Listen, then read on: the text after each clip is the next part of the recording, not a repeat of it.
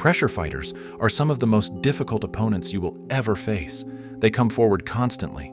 They eat your punches, they back you into corners, and they make the ring feel smaller with every round. If you do not have a plan for dealing with them, they will break you down before you even realize what is happening. Today we are breaking down exactly how to beat a pressure fighter. 5 things you need to know. Let's get into it. Welcome back to the Fight Archive. Control the distance with your jab. Everything starts here. Before you can do anything else against a pressure fighter, you need to stop them from getting to where they want to be. And the tool for that is your jab. Pressure fighters want to be close. That is where their hooks land, where their body shots find the target, where everything they have built their style around becomes a real problem for you.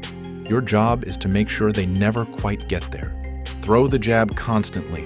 Every time they take a step forward, the jab is there.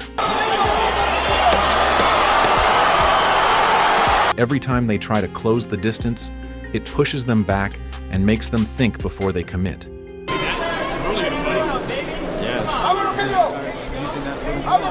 It does not have to be the hardest jab you have ever thrown. It has to be consistent, accurate, and always present. The result is that the pressure fighter has to think before they advance. They can no longer just walk through you. And the moment they start thinking about the jab, their pressure becomes less automatic, less relentless. You have taken control of the tempo, and against a pressure fighter, controlling the tempo is everything. Use footwork and pivots. Here is one of the biggest mistakes fighters make against pressure fighters. They back up in a straight line. It feels natural. Someone is walking toward you and you step back. The problem is that a straight line leads directly to the ropes, and the ropes are exactly where a pressure fighter wants you. Once you are there, your movement options disappear and they can work on you with the sustained close-range pressure their entire style is built around. The answer is to pivot. Instead of stepping straight back, step to the side, off the line of their attack. A good pivot takes you out of the direct path of their pressure and puts you in a position to counter while they are still moving forward and off balance. He's tough. He's taking a lot of leather on the way in just to get one shot. The best example of this in boxing history is Pernell Whitaker. When he faced Julio Cesar Chavez, one of the most relentless pressure fighters the sport has ever produced, Whitaker made that pressure look almost impossible to establish. His slips and pivots were at an absolute elite level. Every time Chavez tried to walk him down, Whitaker was already gone, moved to a new angle, already in position to counter, already making Chavez start the whole process over again. They're hitting on a break because it's now happening that Whitaker's doing it. He did not just survive the pressure, he made it look effortless. That is what elite footwork does against a pressure fighter. Every time you pivot, they have to reset. They have to find you again, adjust their angle, rebuild their approach. And while they are doing that, you are already in a new position. Counterpunch.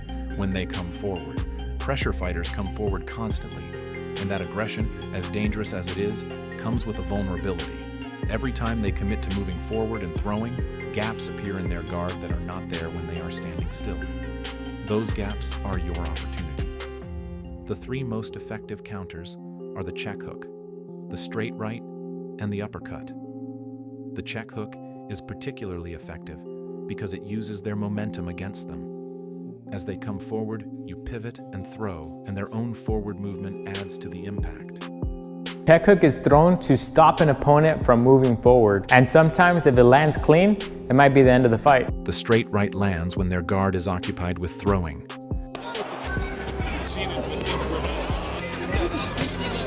The uppercut finds the chin when they are coming in low and forward. These are not complicated punches, but thrown at the right moment against an opponent committed to moving forward, they land with a force that makes pressure fighters think twice about advancing so freely. And the moment they start hesitating, the dynamic of the entire fight begins to shift. Break their rhythm with feints. Pressure fighters thrive on momentum. They move forward at a constant tempo, round after round. And that relentless rhythm is a big part of what makes them so difficult to deal with. The moment you disrupt that rhythm, even for a split second, everything changes. That is exactly what feints do. A well-timed feint makes a pressure fighter react to something that is not actually coming. They flinch, they shift their guard, they hesitate, and in that moment of hesitation, their forward momentum stops. A short left got him on the way in there. Chikara staggered a bit. The pressure that felt unstoppable a second ago has been interrupted. And in that brief window, you have the opening you need to counter, to reset your position, or to create a new angle. The beauty of feints against pressure fighters is the cumulative effect they have across a fight. The first feint might only slow them for a fraction of a second, but by the middle rounds, a pressure fighter who has been feinted repeatedly starts to second-guess themselves. They are no longer just walking forward on instinct. They are thinking. They are hesitating. They are wondering what is real and what is not.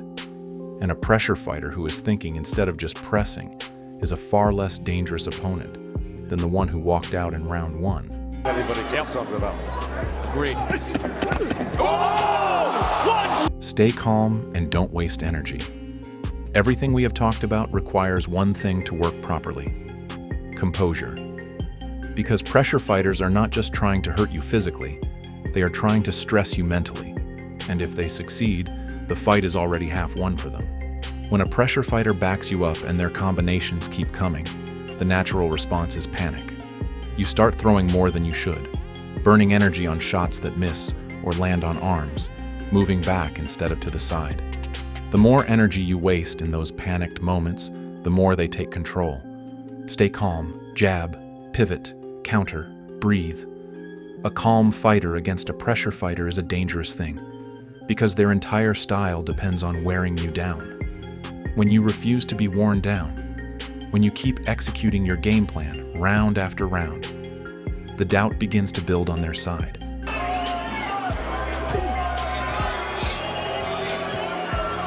And a pressure fighter full of doubt is a pressure fighter who is already losing the fight.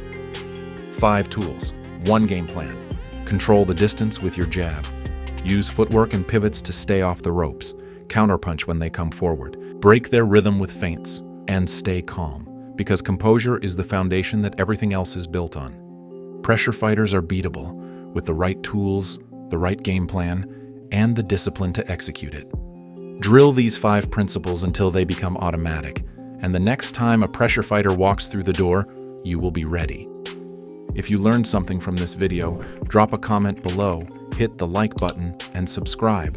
And like always, stay dangerous.